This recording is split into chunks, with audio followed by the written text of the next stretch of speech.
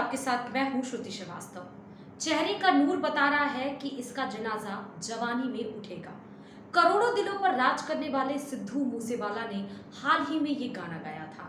खुद सिद्धू और ना ही उनके फैंस को अंदाजा होगा कि सिर्फ 2 हफ्ते में यह बात सच हो जाएगी। सिद्धू के यूं अचानक जाने से बॉलीवुड इंडस्ट्री भी गम में है। अजय देवगन, वरुण धवन, शहनाज गिल, कपिल शर्मा सभी ने ट्वीट कर दुख जताया। बता दें कि पंजाब में सिद्धू मूसेवाला की हत्या के पीछे लॉरेंस बिश्नोई गैंग और गोल्डी बरार का हाथ बताया जा रहा है। इस एंगल से भी पुलिस छानबीन कर रही है। शुभदीप सिंह उर्फ सिद्धू मूसेवाला सिर्फ 28 साल के थे। 11 जून को उनका जन्मदिन आने वाला था।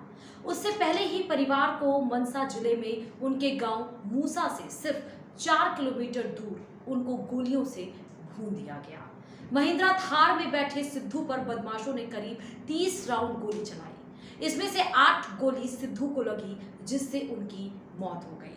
सिद्धू मूसेवाला के गानों की बात करें तो उनमें महंगी गाड़ियां और बंदूकें दोनों कॉकटेल देखने को मिलता था, लेकिन इसके साथ साथ उनके गानों के बोल भी बेहद पसंद किए जाते थे। सिद्धू के गानों के बोल और उनका अलग स्टाइल ही था कि कुछ साल पहले दिल्ली में जब उनका कॉन्सर्ट हुआ तो उसमें 16 लाख के करीब लोग पहुंचे थे। वे सभी सिद्धू की झलक पाने को और उनको लाइव सुनने को बेताब थे। मूसेवाला के गानों की एक खास बात और थी, वे जो भी गाते थे उसके पीछे उनकी जिंदगी से जुड़ी कोई ना कोई कहानी जरूर रहती थी। किसी में खुद की शक्ल को लेकर उड़े मजाक का जिक्र करते तो किसी में उन पर लगे केस आरोपों पर वह बेबाकी से अपनी राय रख देते। सिद्धू अपने गानों में एक लाइन का जिक्र अक्सर करते थे, वह थी मौत दी वेट विच जिंदे आ साडा लिविंग स्टेल टेढ़नी। मतलब हम मौत के इंतजार में जी रहे हैं, हमारा रहने का तरीका टेढ़ा है। इस पर एक पत्रकार ने एक इंटरव्यू में उनसे सवाल भी किया था। पत्रकार ने पूछा कि क्या आप यानी मूसेवाला जीना नहीं चाहते। इसकी सफाई में सिद्धू ने कहा था कि हमारे पूर्वज कहते थे कि जीना झूठ है और मरना सच है। मैं भी जीना चाहता हूँ, लेकिन सच यही है कि हम जिंदगी काट रहे हैं। लेकिन इस विचार से खौफ नहीं खाना चाहिए, मरना मारना सब लकीर यानी किस्मत में लिखा है। सिद्धू जिस तरह से गाने गाते थे और जिस तरह के गाने बनाते थे, उनसे उनकी इमेज एक बैड बॉय वाली बनती गई। गानों में बंदूक, धमकी भरे लहजे वाले बोल शायद इसके पीछे की वजह थे। जाने पहचाने गायक बब्बू मान के साथ एपी ढिल्लों, करण औजला के साथ उनके झगड़ों के भी चर्चे रहे। शायद गानों की वजह से बनती इमेज ही वजह रही होगी कि सिद्धू को अपने गानों तक में दिलदार ने माडा तेरा सिद्धू मूसेवाला लाइन शामिल करनी पड़ी, जिसका मतलब था कि तेरा सिद्धू मूसेवाला दिल का बुरा नहीं है। कई इंटरव्यू में भी सिद्धू ने यही कहा कि गानों में जिस एंग्री लुक में वह दिखते हैं वह सिर्फ गानों तक सीमित रहता, असल जिंदगी में वह बिल्कुल ऐसे नहीं है। सिद्धू को करीब से जानने वाले यह मानते भी थे। सिद्धू का लगभग हर गाना हिट रहा, लेकिन कुछ ऐसे भी थे जिन्होंने विवाद खड़े कर दिए। इसमें जैकी जिनोय मोर दी बंदूक वर्गी का विवाद सबसे बड़ा था, जिसके लिए सिद्धू को माफी भी मांगनी पड़ी थी। सिद्धू के इस गाने में 18वीं सदी की सिख योद्धा रही माई भागो का जिक्र था, जिस पर पंजाब में हंगामा भी हुआ। शिरोमणि अकाली दल ने तो सिद्धू की गिरफ्तारी की मांग तक कर दी थी।